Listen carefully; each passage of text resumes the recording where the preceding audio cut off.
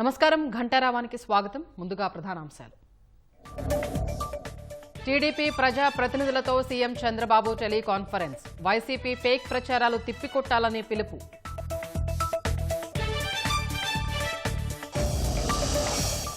ఉప ముఖ్యమంత్రి Pawan కళ్యాణ్ను పరామర్శించిన CM. GST సంస్కరణలపై అవగాహన కార్యక్రమాలకు సంబంధించి చర్చ.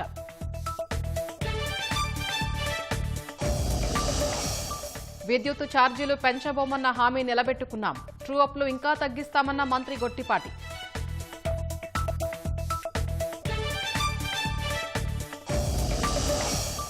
భారత్ స్వావలంబనకు స్వదేశీ ఒక్కటే మార్గమన్న ప్రధాని. పండుగల్లో ప్రతి ఒక్కరూ దేశీ ఉత్పత్తుల్నే కొనాలని పిలుపు.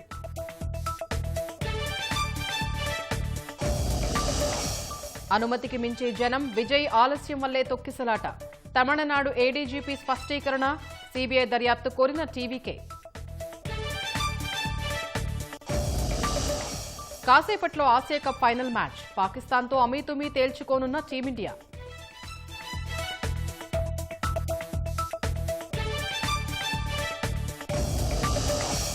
తిరుమలలో వైభవంగా శ్రీవారి గరుడ సేవ. భక్తులతో కిక్కిరిసిన మాడవీధులు.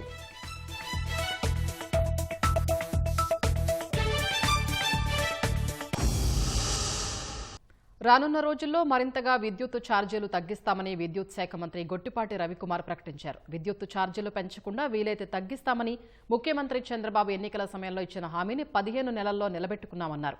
జగన్ పెంచిన ట్రూ అప్ ఛార్జీని ట్రూ డౌన్ చేసే దిశగా కార్యాచరణ రూపొందిస్తున్నట్లు వెల్లడించారు. ఇప్పుడు యూనిట్కు 13 పైసలు చొప్పున తగ్గించిన ఛార్జీలే కాకుండా భవిష్యత్తులో మరింత తగ్గించే దిశగా ప్రణాళికలు చేస్తున్నట్లు స్పష్టం చేశారు. నవంబర్ నుంచి యూనిట్కు 13 పైసల మేర విద్యుత్ ఛార్జీలు తగ్గనున్నాయన్నారు.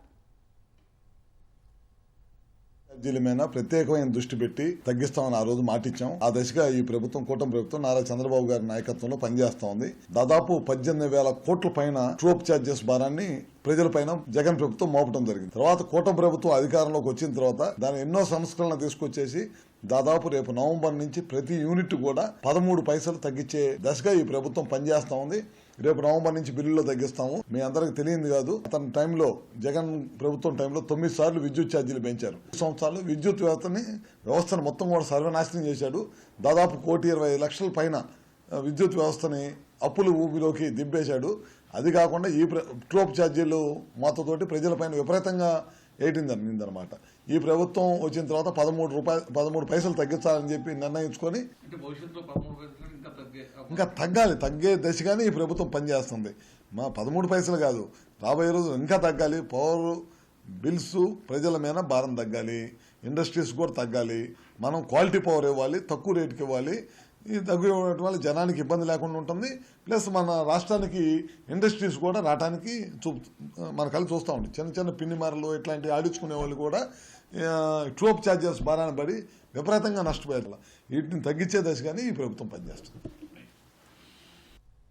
జీఎస్టీ సంస్కరణలపై ప్రధాని మోదీ నేతృత్వంలో అక్టోబర్ 16న కర్నూలులో నిర్వహించే భారీ రోడ్ షోను కలిసికట్టుగా విజయవంతం చేయాలని ముఖ్యమంత్రి చంద్రబాబు, ఉప ముఖ్యమంత్రి పవన్ కళ్యాణ్లు నిర్ణయించారు. అక్టోబర్ 4వ తేదీన ఆటో డ్రైవర్ల సేవలో పేరిట వారికి చేకూర్చే లబ్ధి వివరాల్ని ఉప ముఖ్యమంత్రితో సీఎం పంచుకున్నారు. మెగా డీఎస్సీ ద్వారా ఒకేసారి 15,941 ఉపాధ్యాయ ఉద్యోగాలను ఇవ్వటాన్ని పవన్ కళ్యాణ్ ప్రశంసించారు. వైరల్ ఫీవర్ నుంచి పవన్ త్వరగా కోలుకుని సంపూర్ణ ఆరోగ్యంతో త్వరలోనే ప్రజాసేవలో పాల్గొనాలని సీఎం చంద్రబాబు ఆకాంక్షించారు. ముఖ్యమంత్రి చంద్రబాబు హైదరాబాద్లో ఉప ముఖ్యమంత్రి పవన్ కళ్యాణ్ నివాసానికి వెళ్లారు. గత కొద్ది రోజులుగా తీవ్రమైన వైరల్ ఫీవర్తో పవన్ కళ్యాణ్ బాధపడుతున్నారు. జ్వరంతో ఇబ్బంది పడుతున్న పవన్ కళ్యాణ్ ముఖ్యమంత్రి వాహనం వరకు ఎదురెళ్లి స్వాగతం పలికారు. పరస్పరం పుష్పగుచ్చాలు ఇచ్చుకుని ఆత్మీయంగా పలకరించుకున్నారు. పవన్ కళ్యాణ్ను పరామర్శించి త్వరగా కోలుకోవాలని సీఎం ఆకాంక్షించారు. ఇటీవల విడుదలైన ఓజీ సినిమా విజయవంతమై మంచి కలెక్షన్లు రాబడుతున్నందుకు సీఎం అభినందనలు తెలిపారు. తాజా రాజకీయ పరిణామాలపై ఇరువురు నేతలు చర్చలు జరిగినట్లు సమాచారం.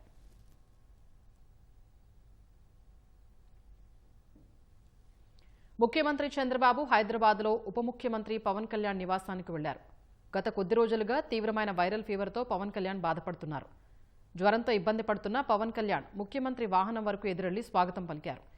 పరస్పరం పుష్పగుచ్చాలు ఇచ్చుకుని ఆత్మీయంగా పలకరించుకున్నారు. పవన్ కళ్యాణ్ పరామర్శించి త్వరగా కోలుకోవాలని సీఎం ఆకాంక్షించారు. ఇటీవల విడుదలైన ఓజీ సినిమా విజయవంతమై మంచి కలెక్షన్లు రాబడుతున్నందుకు సీఎం అభినందనలు తెలిపారు. తాజా రాజకీయ పరిణామాలపై ఇరువురి నేతల మధ్య చర్చ జరిగినట్లు సమాచారం.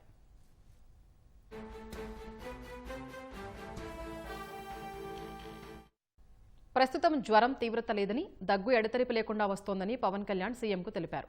పరీక్షలు చేసి క్రానిక్ బ్రాంకైటిస్ మూలంగా దగ్గు ఎక్కువగా వస్తోందని, ఫలితంగానే గొంతు దగ్గర నొప్పి కూడా ఉందని వైద్యులు చెప్పినట్లు వివరించారు. ఆరోగ్య విషయంలో ప్రత్యేక శ్రద్ధ చూపాలని పవన్ కు సీఎం సూచించారు. అక్టోబర్ నెలలో ప్రభుత్వం తరఫున చేపడుతున్న పలు కార్యక్రమాలపై ఇరువురు నేతలు చర్చించారు. అక్టోబర్ 4వ తేదీన విజయవాడలో నిర్వహించనున్న ఆటో డ్రైవర్ల సేవలో కార్యక్రమ వివరాల్ని సీఎం పంచుకున్నారు. స్త్రీ శక్తి పథకం ద్వారా మహిళలకు ఉచిత బస్సు ప్రయాణం హామీని విజయవంతంగా అమలు చేయగలిగామని, తద్వారా మహిళలకు ఆర్థికపరమైన వెసులుబాటు కలుగుతోందని చంద్రబాబు తెలిపారు.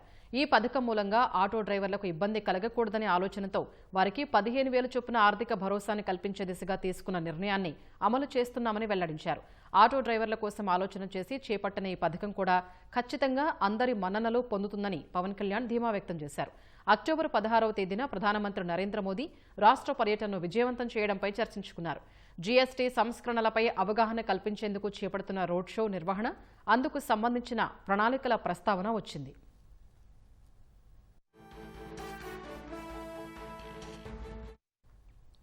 మెగా డిఎస్సీని విజయవంతంగా నిర్వహించి ఒకేసారి 15,941 మందికి ఉపాధ్యాయ ఉద్యోగాలు ఇవ్వటాన్ని పవన్ కళ్యాణ్ సీఎం వద్ద ప్రస్తావించారు. ఉద్యోగాలకు ఎంపికైన వారికి నియామక పత్రాలు అందించే కార్యక్రమాన్ని నిర్వహించి యువతలో మనోధైర్యాన్ని, స్ఫూర్తిని నింపారని చంద్రబాబుకు కృతజ్ఞతలు తెలిపారు. శ్రీశైలం జలాశయానికి భారీ వరద కొనసాగుతోంది. జూరాల, సుంకేసుల ప్రాజెక్టుల నుంచి మరింత వరద చేరుతోంది. శ్రీశైలం ప్రాజెక్టులో 5,93,680 క్యూసెక్కులు చేరుతోంది. శ్రీశైలం నుంచి 5,88,409 క్యూసెక్కులు విడుదల చేస్తున్నారు. ఎడమకట్టు విద్యుత్ కేంద్రం నుంచి 35,315 క్యూసెక్కులు, కుడిగట్టు విద్యుత్ కేంద్రం నుంచి 29,444 క్యూసెక్కులు విడుదల చేస్తున్నారు. 10 స్పిల్వే గేట్లను 23 అడుగుల ఎత్తి 5,18,650 క్యూసెక్కులు నాగార్జున సాగర్కు విడుదల చేస్తున్నారు. శ్రీశైలం పూర్తి స్థాయి నీటి మట్టం 885 అడుగులు కాగా ప్రస్తుతం 882.70 అడుగులకు చేరింది. ప్రాజెక్టు పూర్తి స్థాయి నీటి నిల్వ సామర్థ్యం 215.80 టీఎంసీలు కాగా ప్రస్తుతం 202.96 టీఎంసీలుగా కొనసాగుతోంది.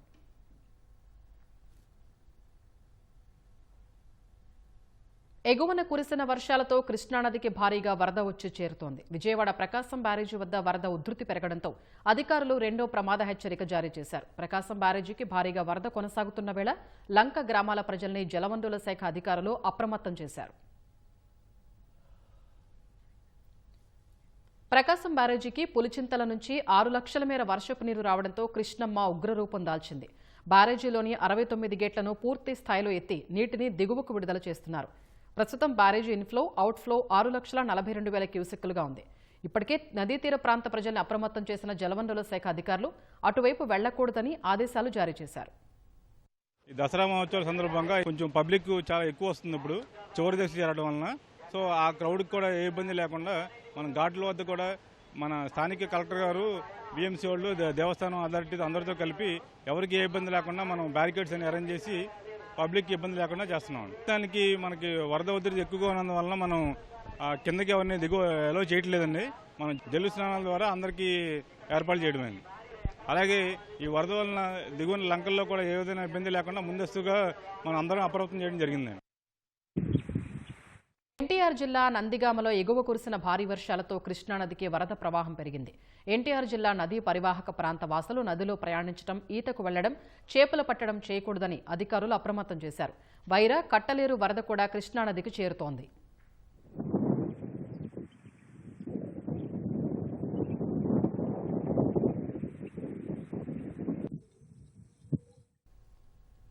బాపట్ల జిల్లా కొల్లూరు, భట్టిప్రోలు మండలాల్లోని కృష్ణానది ఒడ్డున ఉన్న లంక గ్రామాల్లోని పంట పొలాలు నీట మునిగాయి. 18 లంక గ్రామాల్లోని లోతట్టు ప్రాంతాలు, పంట పొలాలు, ఇటుక బట్టీలు, పశువుల పాకలు, పశుగ్రాసాలు పూర్తిగా నీట మునిగాయి. పశువులకు పునరావాసాలను ఏర్పాటు చేస్తే బాగుంటుందని రైతులు అభిప్రాయపడ్డారు. పందిరే వేసాం. ఇప్పుడు 3 సార్లు వరదొచ్చి చేను అట్ట అయిపోయి కాయలు కాయట్లేదండి. నీరు పెరిగితే అసలు పందిరే బీకిపోద్దండి. ఇప్పుడు ఈ నీళ్ళ మీద అటు నుంచి నన్ను ఉంది. ఇంకా పెరిగిందంటే అసలు పైకిపోతాయి. అసలు మరి ఆ గేదెలు ఏమైపోతే మా దారి మేము పోతే అందుకని వెళ్ళం. ఇప్పుడైతే తడిసి మోపుడయింది. ఒక హార్టికల్చర్ క్రాప్ కాబట్టి పసుపుకి, కందకి, అలాగే రెండో పంటగా వేసినటువంటి మినుముకి పూర్తిగా పెట్టుబడి పెట్టున్నారు. కానీ పల్ల ప్రాంతాలు ఇప్పటికే నీట మునిగాయి. ఇప్పటికైనా 3 సార్లు నష్టపోయినటువంటి విధానంలో నీరు తగ్గగానే పంటలు మొత్తాన్ని ఎన్యుమరేషన్ చేసి నష్టపరిహారం అందించాలా. అలాగే పంటలు వేసుకోవడానికి విత్తనాలు, ఎరువులు ఫ్రీగా ఇవ్వాలని కూడా మేము ఆశిస్తుంది ప్రభుత్వాన్ని. గుంటూరు జిల్లా కొల్లిపురం మండలంలోని కృష్ణానది పరివాహక వరద ముంపు ప్రాంతాల్లో మంత్రి నాదెండ్ల మనోహర్ పర్యటించారు. బొమ్మవానిపాలెంలో వరద పరిస్థితిని పరిశీలించారు. ముందస్తు జాగ్రత్తలపై సమీక్ష నిర్వహించారు. ప్రకాశం బ్యారేజీ వద్ద 2వ ప్రమాద హెచ్చరిక జారీ చేసినందున అప్రమత్తంగా ఉండాలని ప్రజలకు సూచించారు. కరకట్టకు మరమ్మతులు చేపట్టి వచ్చే జనవరి నాటికి అందుబాటులోకి తెస్తామని హామీ ఇచ్చారు. లెవెల్ 2 వార్నింగ్ దాటింది.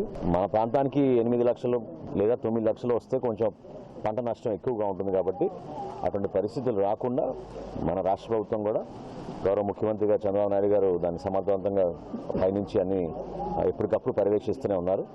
తప్పకుండా అధికార యంత్రాంగం అదేవిధంగా ఎప్పుడు కొల్లిపురం మండలంలో కలిసికట్టుగా ప్రజాప్రతినిధులు ఇక్కడ ఉన్న పెద్దలందరూ కూడా అందరినీ ఆదుకునే విధంగానే స్పందిస్తూ ఉంటారు. మా శాఖ నుంచి కూడా ఎవరైతే బాధితులు ఉన్నారో ఎవరికైనా ఇబ్బంది ఉంటే ప్రతి కుటుంబానికి పంచదార, బియ్యం, ఇతర సరుకులు అందించమని ఆల్రెడీ తహసీల్దార్ గారు. గోదావరి నదిలో వరద ప్రవాహం అంతకంతకు పెరుగుతోంది. నదీ పరివాహక ప్రాంతాల్లో కురిసిన భారీ వర్షాలతో ఉపనదుల్లో వరద పొంగి ప్రవహిస్తుండటంతో రాజమహేంద్రవరం వద్ద గోదావరి ఉధృతంగా ప్రవహిస్తోంది. ధవళేశ్వరంలోని సర్ ఆర్థర్ కాటన్ బ్రిడ్జ్ వద్ద మొదటి ప్రమాద హెచ్చరిక కొనసాగుతోంది. ఈ ఉదయం 6 గంటల సమయంలో బ్యారేజీ నుంచి సముద్రంలోకి 10,78,317 క్యూసెక్కుల వరద నీటిని సముద్రంలోకి విడుదల చేశారు. ఫలితంగా బ్యారేజీకి దిగువన ఉన్న కోనసీమలోని వశిష్ట, వైనతయ్య, గౌతమి, వృద్ధ గౌతమి, గోదావరి నదీపాయలు ఉధృతంగా ప్రవహిస్తున్నాయి. లంక గ్రామాల ప్రజలు మరపడవల్లో రాకపోకలు సాగిస్తున్నారు. పి గన్నవరం అక్విడెక్ట్ల వద్ద వైనతయ్య గోదావరి నదిలో వరద జోరు ఎక్కువగా ఉంది. విజయవాడ ఇంద్రకీలాద్రిపై దసరా శరన్నవరాత్రి ఉత్సవాలు అంగరంగ వైభవంగా జరుగుతున్నాయి. 7వ రోజున కనకదుర్గమ్మ మహాచండీదేవి అలంకరణలో భక్తులకు దర్శనమిస్తున్నారు. జగన్మాతను దర్శించుకునేందుకు పెద్ద ఎత్తున భక్తులు తరలివచ్చారు. తెల్లవారుజాము నుంచే క్యూలైన్లు కిక్కిరిసిపోయాయి. కెనాల్ రోడ్లోని వినాయక గుడి నుంచి దుర్గమ్మ ఆలయం వరకు భక్తులు బారులు తీరారు. భక్తులకు ఇబ్బందులు లేకుండా అధికారులు ప్రత్యేక ఏర్పాట్లు చేశారు. అంతేకాకుండా తాగునీరు, మజ్జిగ ప్యాకెట్లు అందిస్తున్నారు. బిజీగా ఉందండి, బాగా కష్టంగా పర్వతిస్తున్నది. ఇబ్బంది ఏమీ లేదండి, ఎక్కడెక్కడ కొంచెం ఫ్లోటింగ్ ఎక్కువ లేకుండా కొంచెం స్లోగా పంపిస్తే చిన్నపిల్లలకి ఇబ్బంది లేకుండా ఉండేది. అన్నీ అయితే ఎవ్రీథింగ్ ఓకే, వాటర్స్ అన్ని బాగానే ఉన్నాయి, అన్ని ఇస్తున్నారు. కాకపోతే అరేంజ్మెంట్ ఏంటంటే మనుషుల దగ్గర రావడానికి కొంచెం ఇబ్బందిగా ఉంది. వాటర్ ఏర్పాట్లు అన్ని బాగానే ఉన్నాయి. కొంచెం లైన్లు మాత్రం సైజ్ పెంచాలి, బాగా ఇరుకిరికైపోయి పిల్లలు కూడా పడిపోయి చాలా మంది. మిగిలిన అన్ని బాగానే ఉన్నాయి, లైన్లు మాత్రం కొంచెం హైట్ పెంచితే బాగుండిద్ది. కొంచెం అసలు బ్లాక్ చేయడం దగ్గర చాలా ఇబ్బందిగా కరంగా ఉంది. చిన్నపిల్లలు చాలా ఇబ్బంది పడుతున్నారు. लास्ट ये सब की बात जो भी व्यवस्था की गई है वो बहुत अच्छी तरह से की गई है. मैं यहाँ विजयवाड़ा में हूँ, मुझे तेलुगु भी आती है. ఈసారి చాలా బాగుంది, వ్యవస్థలు కూడా బాగుంది, సూపర్గా ఉంది. చంద్రబాబు గారు బాగా లైన్ అని మంచిగా చేశారు. కానీ క్యూ ఈసారి బాగా మంచిది. జీవితంలో అడుగడుగునా కుల వివక్షను ఎదుర్కొంటూనే తెలుగు సాహితీ లోకంలో ప్రజ్వరిల్లిన తేజమూర్తి గుర్రం జాషువాని ముఖ్యమంత్రి చంద్రబాబు కొనియాడారు. సమాజ నిర్మాణ స్ఫూర్తి ప్రదాత గుర్రం జాషువా జయంతి సందర్భంగా ఆ మహాకవిని చంద్రబాబు స్మరించుకున్నారు. ఆ దార్శనికుని సంఘ సంస్కరణ పోరాటాన్ని, ఆ మహాకవి సాహితీ సేవను ఎల్లప్పుడూ స్మరించుకోవాలని పిలుపునిచ్చారు. సామాజిక ప్రయోజనం కోసం నూతన వరవడితో రచనలు చేసి ప్రజల్లో చైతన్యాన్ని తీసుకొచ్చిన వ్యక్తి గుర్రం జాషువాని మంత్రి లోకేష్ అన్నారు. గుర్రం జాషువా జయంతి సందర్భంగా తెలుగు సాహిత్యానికి ఆయన చేసిన సేవల్ని స్మరించుకుందామని సీఎం చంద్రబాబు, మంత్రి లోకేష్ పిలుపునిచ్చారు. మహాకవి గుర్రం జాషువా కళాన్ని ఆయుధంగా చేసుకుని సమాజంలోని రుగ్మతల్ని రూపుమాపిన వ్యక్తి అని మంత్రి కందుల దుర్గేష్ కొనియాడారు. విజయవాడలోని ఎన్టీఆర్ జిల్లా కలెక్టరేట్లో భాషా సాంస్కృతిక శాఖ ఆధ్వర్యంలో నిర్వహించిన జాషువా 130వ జయంతి వేడుకల్లో దుర్గేష్ ముఖ్య అతిథిగా పాల్గొన్నారు. జాషువా చిత్రపటానికి పూలమాల వేసి నివాళులర్పించారు. తెలుగు సాహిత్యం కోసం కృషి చేస్తున్న వారికి పద్మభూషణ్ గుర్రం జాషువా పేరిట ఒక్కొక్కరికి 50,000 రూపాయల చొప్పున నగదు పురస్కారాల్ని దుర్గేష్ అందజేశారు. జాషువా గారి యొక్క గొప్పతనాన్ని అనేక సందర్భాల్లో మనందరం కూడా గమనించినప్పటికీ కూడా ఒక వరవడిలో కొట్టుకుపోతున్నటువంటి తెలుగు సాహిత్య రంగాన్ని, కవిత్వాన్ని ముఖ్యంగా ఒక మలుపు తిప్పి భావ కవితా విధానం కాదు మనకి కేవలం కావాల్సింది. పేదవాడి ఆకలి, అస్పృశ్యత, పేదరికం, కుల విభేదాలు, వీటన్నిటి మీద కూడా కళాన్ని చుడిపించాలనేటువంటి మాటతోటి అద్భుతమైనటువంటి కవితా చరిని మనకు అందించినటువంటి మహానుభావుడు గుర్రం జాషువా గారు అనేటువంటి మాటని ఈ సందర్భంగా గుర్తు చేసుకోవాలి. కరూరు తొక్కిసలాట ఘటనలో చనిపోయిన వారి సంఖ్య 40కి పెరిగింది. చికిత్స పొందుతూ మరొకరు ప్రాణాలు కోల్పోయారు. 40 మంది మృతుల్లో 30 మృతదేహాలకు పోస్టు మార్టం పూర్తి చేసి కుటుంబ సభ్యులకు అందజేశారు. క్షతగాత్రుల్లో 26 మంది డిశ్చార్జ్ కాగా మరో 67 మంది వేర్వేరు ఆసుపత్రుల్లో చికిత్స పొందుతున్నట్టు అధికారులు తెలిపారు. ఒకరి పరిస్థితి విషమంగా ఉందని వెల్లడించారు. తమిళనాడులోని కరూర్లో టీవీకే అధినేత నటుడు విజయ్ ర్యాలీలో జరిగిన తొక్కిసలాట ఘటనలో మృతుల సంఖ్య 40కి పెరిగింది. ప్రభుత్వాసుపత్రిలో చికిత్స పొందుతూ మరొకరు ప్రాణాలు కోల్పోయినట్లు అధికారులు తెలిపారు. మిగిలిన క్షతగాత్రులకు చికిత్స అందుతోంది. పోస్టు మార్టం పూర్తయిన మృతదేహాలను వారి బంధువులకు అప్పగించే ప్రక్రియ కొనసాగుతోంది. 40 మంది మృతుల్లో 17 మంది మహిళలు, 14 మంది పురుషులు, 4 బాలురు, 5 బాలికలు ఉన్నట్లు తమిళనాడు ఆరోగ్య శాఖ కార్యదర్శి పి సెంథిల్ కుమార్ వెల్లడించారు. 30 భౌతిక కాయాలకు పోస్టుమార్టం పూర్తి చేసి బంధువులకు అప్పగించినట్లు తెలిపారు. క్షతగాత్రుల్లో అవుట్ పేషెంట్గా చికిత్స పొందిన 26 మందిని డిశ్చార్జ్ చేశామన్నారు. మిగిలిన 67 మందికి ప్రభుత్వ, ప్రైవేటు ఆసుపత్రుల్లో చికిత్స జరుగుతోందన్నారు. వారిలో ఒకరి పరిస్థితి విషమంగా ఉందని సెంథిల్ కుమార్ వివరించారు.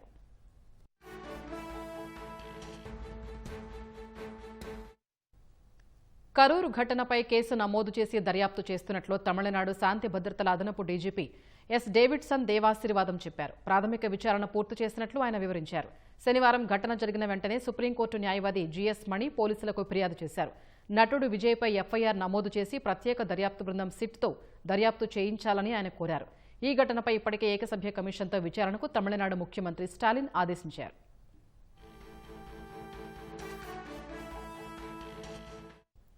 కరూరు తొక్కిసలాట ఘటనపై విమర్శలు వ్యక్తమవుతోన్న నేపథ్యంలో విజయ్ పార్టీ టీవీకే హైకోర్టు మదురై బెంచ్ను ఆశ్రయించింది. ఈ ఘటనపై సీబీఐ లేదా స్వతంత్ర దర్యాప్తునకు ఆదేశించాలని కోరింది. ఈ మేరకు టీవీకేకు చెందిన న్యాయవాదులు మద్రాసు హైకోర్టు న్యాయమూర్తి జస్టిస్ ఎం దండపాణి ఇంటికి వెళ్లి తమ పిటిషన్ను మెన్షన్ చేశారు. కరూరు ఘటనపై సుమోటో విచారణ చేపట్టాలని కోరారు. పిటిషన్ దాఖలు చేస్తే సోమవారం విచారణ చేపడతామని న్యాయమూర్తి చెప్పినట్లు టీవీకే న్యాయవాదులు వివరించారు.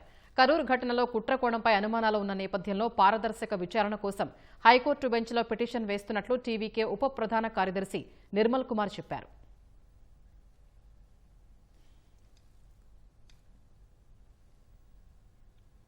రాష్ట్రీయ స్వయం సేవక్ సంఘ్ ఆర్ఎస్ఎస్ శతాబ్ది ఉత్సవాల వేళ సంఘ్పై ప్రధాని మోదీ ప్రశంసలు కురిపించారు. ఆర్ఎస్ఎస్ కార్యకర్తలు దేశానికే తొలి ప్రాధాన్యమిస్తారని మోదీ మన్ కీ బాత్లో తెలిపారు. నిస్వార్థ సేవ, క్రమశిక్షణ ఆర్ఎస్ఎస్ బలాలని కొనియాడారు. ఆర్ఎస్ఎస్ గత 100 ఏళ్లుగా దేశానికి నిర్విరామంగా సేవ చేస్తోందని ఆయన పేర్కొన్నారు. ఎలాంటి విపత్తు సంభవించినా ఆర్ఎస్ఎస్ కార్యకర్తలు ముందుగా అక్కడికి చేరుకుని సహాయ చర్యల్లో పాల్గొంటారని వెల్లడించారు. మరోసారి స్వదేశీ మంత్రాన్ని గుర్తు చేసిన మోదీ రానున్న పండుగల్లో ప్రతి ఒక్కరూ స్వదేశీ ఉత్పత్తుల్నే కొనుగోలు చేయాలని కోరారు. భారత్ అన్ని రంగాల్లో స్వావలంబన సాధించాలంటే స్వదేశీ ఒక్కటే మార్గమని తెలిపారు. ఛట్ పండుగను యునెస్కో సాంస్కృతిక వారసత్వ జాబితాలో చేర్చేందుకు తమ ప్రభుత్వం కృషి చేస్తోందని ప్రధాని తెలిపారు. आने वाले दिनों में एक के बाद एक त्योहार और खुशियां आने वाली हैं। हर पर्व पर हम खरीदारी भी खूब करते हैं और इस बार तो जीएसटी बचत उत्सव भी चल रहा है। एक संकल्प लेकर आप अपने त्योहारों को और खास बना सकते हैं। अगर हम ठान लें कि इस बार त्योहार सिर्फ स्वदेशी चीजों से ही मनाएंगे तो देखिएगा हमारे उत्सव की रौनक कई गुना बढ़ जाएगी। वोकल फॉर लोकल को खरीदारी का मंत्र बना दीजिए।